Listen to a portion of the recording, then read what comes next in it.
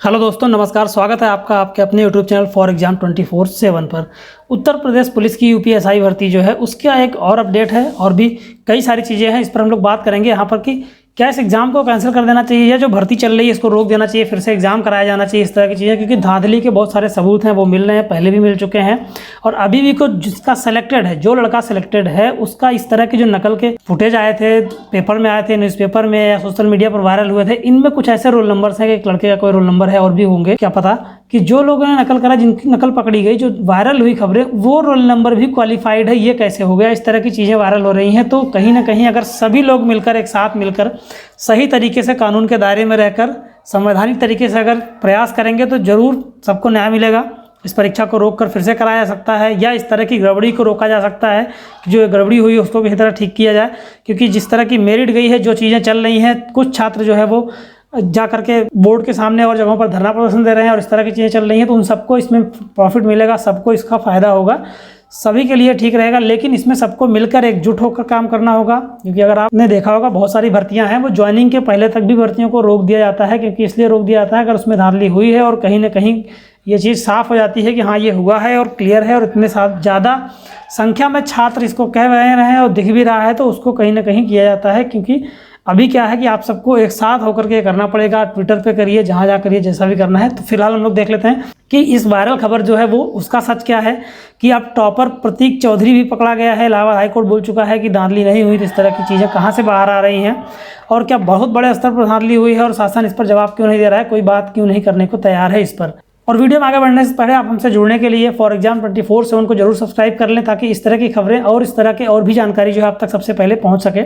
और bell icon भी press करिएगा ताकि नोटिफिकेशन भी आप तक आसानी से पहुंचे। जैसा कि हम लोग बात कर रहे थे उत्तर प्रदेश पुलिस भर्ती 2022 के लेकर की, टॉपर प्रतीक चौधरी जो है वो भी पकड़ा गया है। उन्हें शुक्रवार को यहाँ महानगर के इलाके में सत्यापन प्रक्रिया के दौरान गिरफ्तार किया गया था। सत्यापन यानी कि डीवी। गिरफ्तार लोगों की पहचान मैनपुरी के रजत कुमार, शामली के आशुतोष शर्मा, पिंकू कुमार, मुजफ्फरनगर हसीस चौधरी, बुलंदशहर के प्रतीक चौधरी और हरियाणा के दीपक कुमार के रूप में हुई। इस तरह की चीज़ें जब सामने आ रही हैं तो इस पर जो है वो काम करना ही चाहिए। ये वो वायरल खबर है जिसकी हम लोग बात कर रहे हैं, जहाँ से हम लोग इसको पूरा पढ़ रहे हैं। नीचे तक इस पूरी खबर को यहाँ तक दिखाएंगे आपको और इससे निष्कर्ष निकलेगा कि हाँ ये चीज़ें हुई हैं और ये कहीं ना कहीं सही ही है। इसीलिए इस तरह की खबरें आ रही हैं और इतना ज़्यादा प्रदर्शन भी कर रहे हैं छात्र। पुलिस महानिदेशक यूपी आरपीबी के आर.के. विश्वकर्मा ने कहा है कि परीक्षा के दौरान लिए गए गिरफ्तार उम्मीदवारों की जांच, लॉन्ग की जांच और ऑडिट के दौरान विसंगतियां सामने पाई गई हैं। मतलब उनका कहना भी है कि यहाँ पर चीज़ें हुई हैं, कुछ न कुछ गलत पाया गया है, उसके बावजूद भर इस पर कोई ध्यान नहीं दे रहा है, ना ही इस पर कोई काम किया जा रहा है। जाँच की जानकारी रखने के लिए एक वरिष्ठ पुलिस अधिकारी ने खुलासा किया कि उन्होंने आरोपी परीक्षा में लॉग में अभूतपूर्व गतिविधियाँ देखी थी। यह सामने आया है कि उन्होंने परीक्षा के पहले 1 घंटे के उत्तर नहीं दिया, लेकिन 4 मिनट के भीतर 40 से 50 के उत्तर दे दिए जो सही थे, सबके सब सही थे। इसका मतलब उनको आंसर किसी ने कहीं से बताया है, जिस भी तरीके से हुआ हो। तो प्रारंभिक जांच में जिसमें पता चला कि रजत कुमार, आशुतोष शर्मा कृष्णा इन्फोटेक के आगरा सेंटर में ऑनलाइन परीक्षा दी थी। ये भी यहाँ पर साफ साफ है। रजत कुमार के केंद्र के मालिक को 7 लाख रुपए ट्रांसफ़र भी किए हैं। पहली पाली की परीक्षा देनी थी, जबकि आशुतोष ने मालिक को 5 लाख रुपये ट्रांसफ़र कर दूसरी पाली में परीक्षा देनी थी। अब देखिए यहाँ पर परीक्षा देने के दौरान दोनों के अनुचित लाभ दिया गया।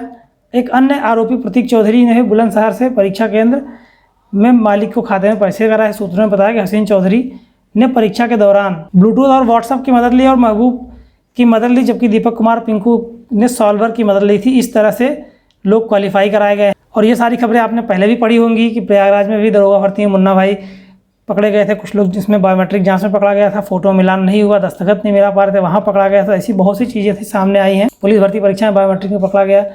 तो ऐसी और भी खबरें हैं जो कि, और उससे भी बड़ी बात आपके लिए यहाँ पर क्या है कि ये यूपीएसआई का जो है वो लिस्ट जारी करी गई थी। जो लिस्ट, उस लिस्ट में ये जो रोल नंबर यहाँ पर जो वायरल हुआ था, जिस नकल में पकड़ा गया था, उसका रोल नंबर सेलेक्टेड है। ये कैसे हो गया? ये बहुत बड़ी गलती है या गलती है नहीं है, ये जानबूझकर किया गया है। इसमें शासन को तो नहीं करा सकता किसी तरह, लेकिन जो बोर्ड या जो कंपनी करा रही है उसको इस तरह का काम कराया गया उससे, और ये बहुत बड़ी गलती है और जानबूझकर हो रहा है। तो ऐसी धांधली अगर कंपनी ने कराया है, किया है, तो फिर इस भर्ती को तो कहीं ना कहीं से कैंसिल कर देना चाहिए।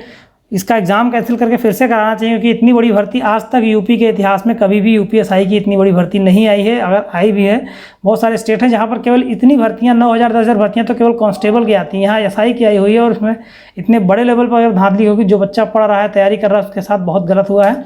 तो ऐसे में सबको एक साथ रह के काम करना है और संवैधानिक दायरे में रह के करना है, किसी को गलत काम नहीं करना है। इसके अलावा आप देखेंगे तो ये देखिए, आपको ये पोर्टल याद होगा, जितने लोगों ने पेपर दिया उन सबको ये पोर्टल याद होगा कि यहीं पे इसी पोर्टल पर एग्जाम दिया। इंस्पेक्टर सिविल पुलिस PSC 2020-21 का एग्ज़ाम दिया, इस लड़के का वायरल हो गया था और ये रोल नंबर भी है। ये सारी चीज़ें अगर सामने आ रही हैं तो इसका मतलब है कि नकल तो हुई ही हुई थी। और उससे भी बड़ी बात आपको यहाँ पे देखना चाहिए कि एक ऐसी एजेंसी, आप इसको देखेंगे, ये मध्य प्रदेश की न्यूज़ है, आप देख लीजिए, ये न्यूज़ जो है वो 17 दिसंबर 2021 की है। एक ऐसी एजेंसी को पेपर दिया गया था जो एजेंसी ऑलरेडी, जिस एजेंसी पर आरोप लगा हुआ है, जिस एजेंसी पर इतना गहरा आरोप है कि उसने एग्ज़ाम में जो है वो उससे टर्मिनेट कर दिया गया, ब्लैकलिस्ट कर दिया गया है उस एजेंसी को, और 3 करोड़ रुपए का जुर्माना उसके ऊपर लगा था। यहाँ पर भोपाल में कृषि विभाग के वरिष्ठ अधिकारी के विस्तार अधिकारी, ग्रामीण विस्तार अधिकारी की भर्ती परीक्षा में पेपर लीक के केस के मामले में कड़ी कार्रवाई करते हुए इस एजेंसी को ही ब्लैकलिस्ट कर दिया गया और इस एजेंसी को ही यहाँ पेपर दिया गया है। इस तरह की एजेंसी को अगर आप पेपर देंगे तो आप कैसे कर सकते हैं कि उसमें नकल नहीं होगी? उसमें तो बहुत बड़े लेवल पर होगी। यहाँ चीज़ें पकड़ी गई हैं, दिख रहा है कुछ,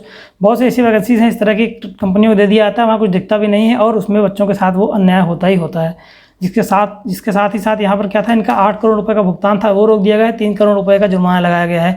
ऐसी कंपनी से एग्जाम कराया जा रहा है तो आप क्या उम्मीद कर सकते हैं कि क्या प्रॉब्लम होगी? तो बस इसका एक ही निष्कर्ष है कि एग्जाम कैंसिल होना चाहिए, नहीं होना चाहिए। आपको क्या लगता है? आप कमेंट बॉक्स में लिख के जरूर बताएं। अगर आपको लगता है कैंसिल होना चाहिए तो आप लोग अपनी आवाज़ उठाएं, सब लोग मिलकर इसमें बात करें, ट्विटर पर कैंपेन चलाएं, हो सके तो ज़्यादा सोशल मीडिया और ट्विटर पर ही कैंपेन चलाएं और कोर्ट केस और ये सब बात की बातें आप लोग करते रहें सब लोग। लेकिन जो भी करना है वो सबको मिलकर करना है और एक संवैधानिक दायरे में रह के करना है।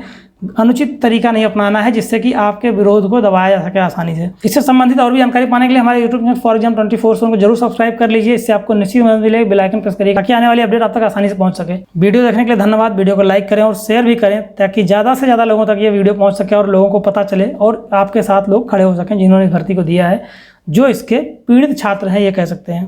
Thanks for watching for exam 24/7।